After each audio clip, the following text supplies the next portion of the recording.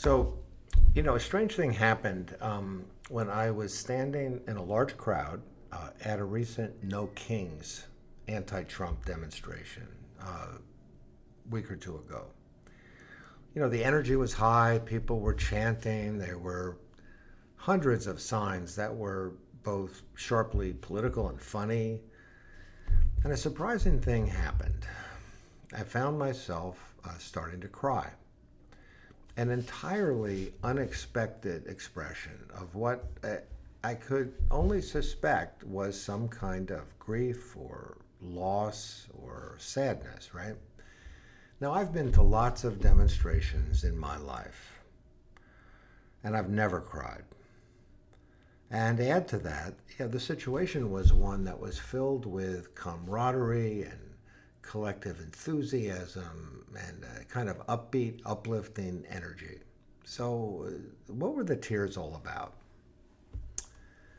But then, I remembered an idea that I'd learned in my psychotherapy training from my mentor at the time, a guy named Joe Weiss.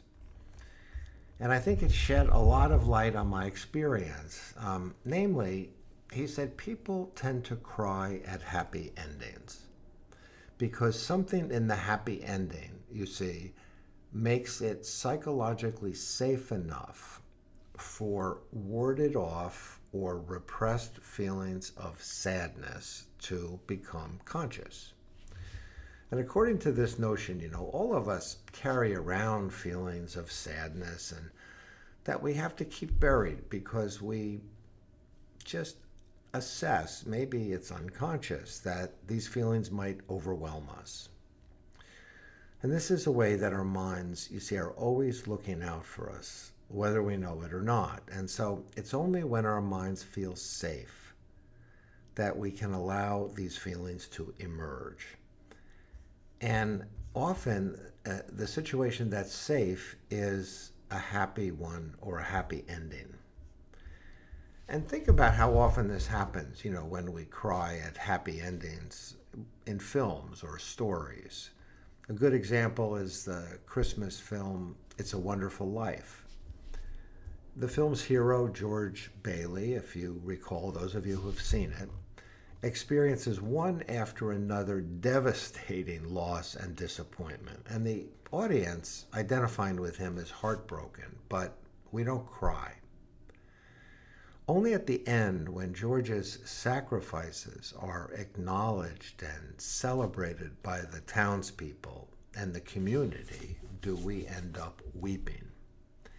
We cry because, for that moment at least, our psyches tell us that we can safely feel what was always there, this sense of grief and loss and sadness.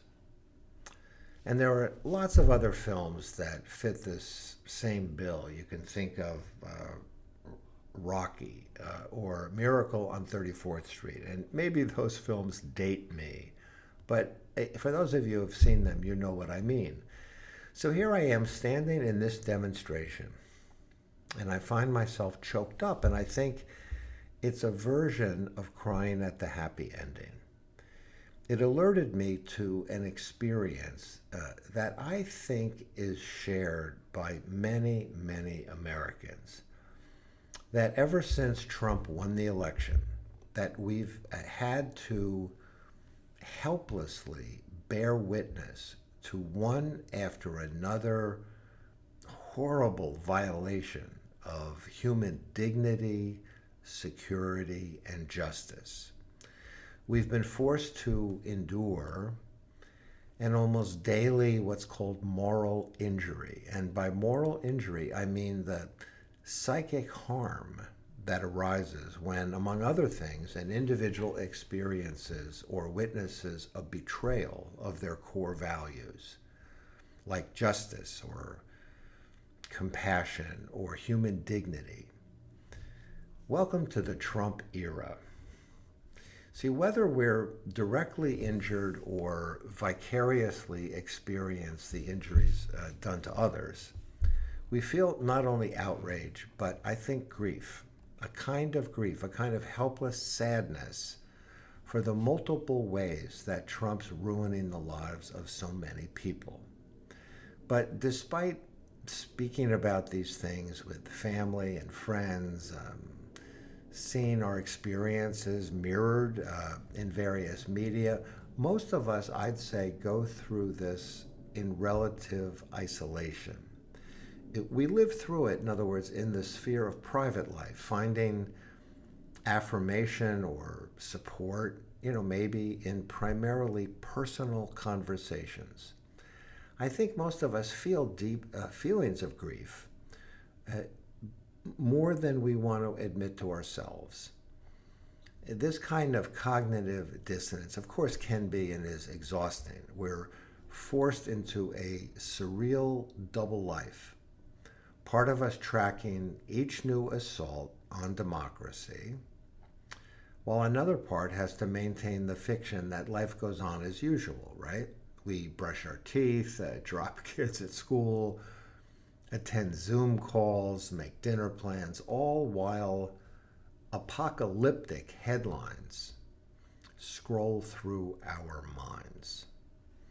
We share our horror in hushed tones with like-minded friends, or we find momentary solidarity with a columnist's outrage that we read. However, there, underneath this performance of normalcy, is a deeper heartache that we keep very carefully contained, sensing that if we let it fully surface, it might overwhelm us.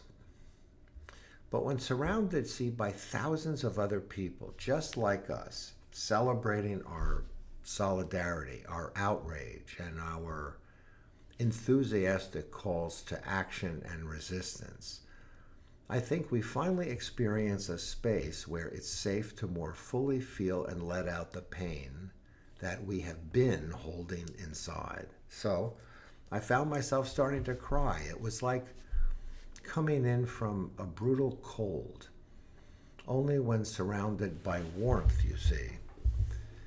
Do you realize how deeply the chill has penetrated? How much you've been quietly enduring?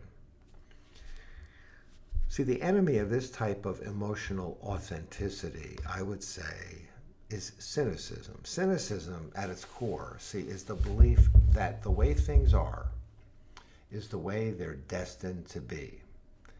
It whispers to us that the game is rigged, that the rich always get their way, and that therefore collective action and getting together in large groups in city squares and parks and chanting and singing protest songs are all merely self-help indulgences. See, cynicism insists that when speakers at demonstrations talk about countering hate with love, that this kind of sloganeering is merely a new age bromide or some naive kumbaya moment. That such cynicism is wrong, of course, in general, is evidenced by the long history, social history, of groups and people rising up against powerlessness to change the world for the better. I mean, who, after all, could deny that cynicism was vanquished by the heroic efforts of the labor movement, civil rights movement, gay and feminist movements, and in that moment, in that town square, surrounded by the collective optimism and fighting spirit of thousands of other people, I could temporarily at least kick my cynicism to the curb and make way for an emotional truth that could finally safely emerge, namely, not only defiance, but tears. I know that we're not going to get rid of Trump and his fascist gang of thieves by getting together in parks and town squares and chanting.